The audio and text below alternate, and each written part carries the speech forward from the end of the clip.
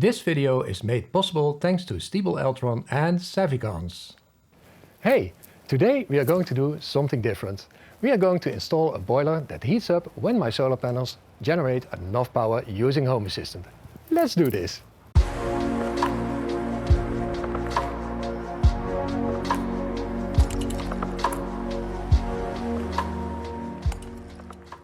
Today is a special day because we are going to install a boiler from Stiebel Eltron. I am waiting for Roy from Savicons who will install this boiler for me. After the boiler is installed, we are going to try to use Home Assistant to make this boiler smart so that it only heats up when my solar panels generate enough power. Let's see if we can make this work. Ah, there's Roy with the boiler. Hey, Ed. Hey Roy, nice to see you. Nice to see you Let's do this today. Come on. Let's open the box and see what's in it. The boiler is a Stiebel Eltron SHZ 100 LCD boiler. This is a 1 to 4 kilowatt boiler of 100 liters. It has a mixing water capacity of 220 liters and can be heated from 20 to 85 degrees Celsius. It can produce 18 liters per minute. The size of the boiler is 1050 by 510 by 510 millimeters and weighs 39.5 kilograms when it's empty. The price of this boiler is 711 euros. I use this boiler in a household of 3 people and it has more than enough capacity for us all. You can install the boiler yourself, but I wouldn't recommend it if you're not a professional installer. Roy from Savicons installed the boiler at my place. He put it next to my gas installation. The installation looked straightforward. It was a matter of measuring where the boiler should hang and drilling 2 bolts into the wall.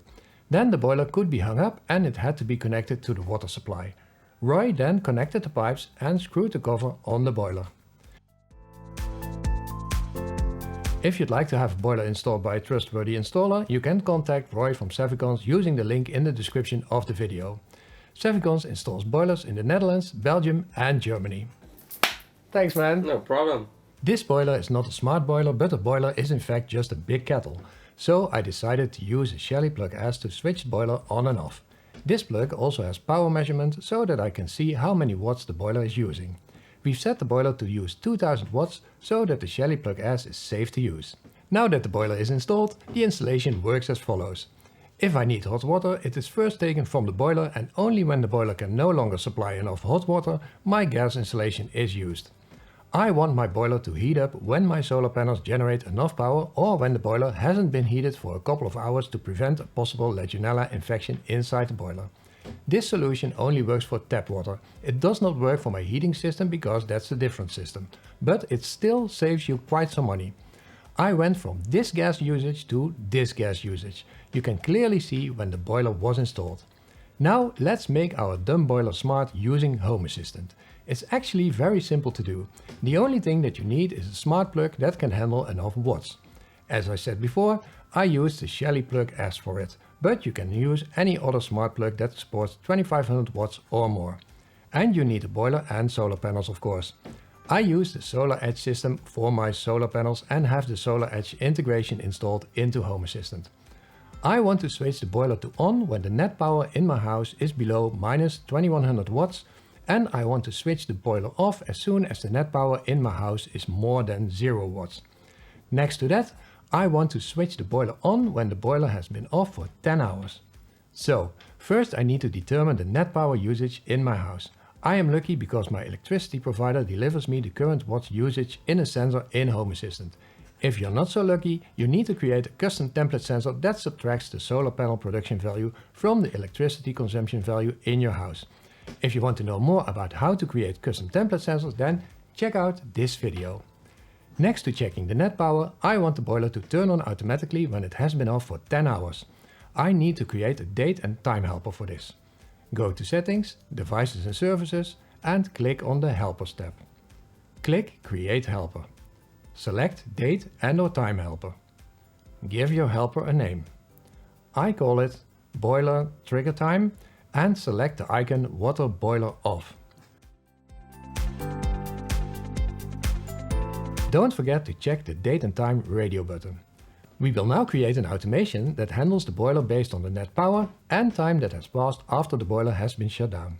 I've already created this automation and will show how I've put it together. The automation looks like this. I defined 3 triggers. One where the current power usage is below minus 2100 watts.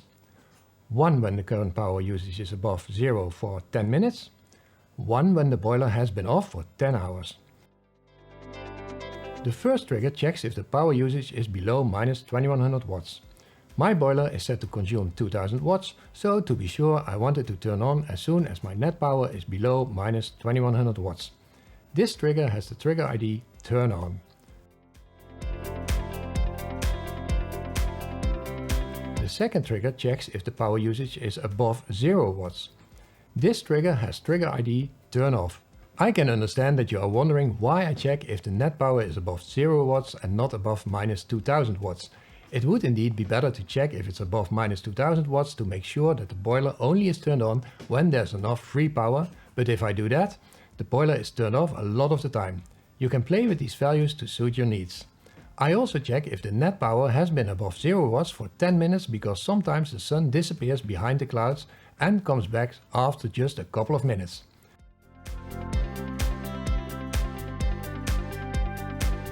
The third trigger is a template trigger and checks if 10 hours have passed. What I do here is that I subtract the time that I stored in the helper from the current time and check if the difference is higher than 36,000 seconds, which equals 10 hours. I will explain in a minute how I store the trigger time in the helper. This trigger has the trigger ID 10 hours passed. Now let's head over to the actions. I start with the choose action. Within this choose action I define 3 options. One when the boiler trigger to on, one when the boiler trigger to off, and one that checks if 10 hours have passed. The first option checks if the boiler is triggered to on. I check if trigger ID turn on is triggered. If this trigger is triggered, then I use the call service action switch.turn on to turn on the Shelly plug S, which I called boiler.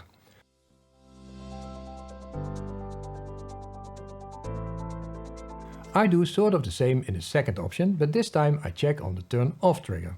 If the trigger with trigger ID turn off is triggered, I use the call service switch turn off to turn off the Shelly plug S. Next to that, I call the service input datetime set and I set the value of the helper that we've just created to the current time by using the template value now.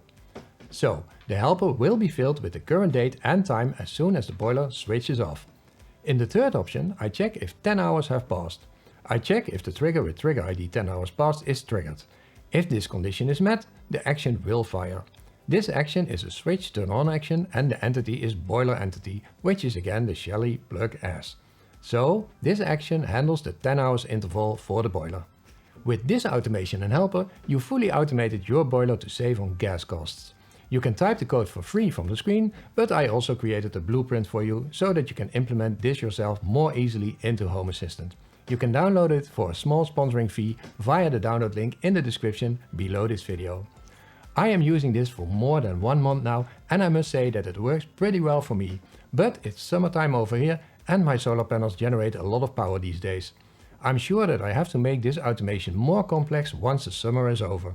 At that moment I will implement some triggers that will fire when the energy price is low during the day. And I will change the blueprint accordingly, of course, so that you can download the update for free if you ordered it before.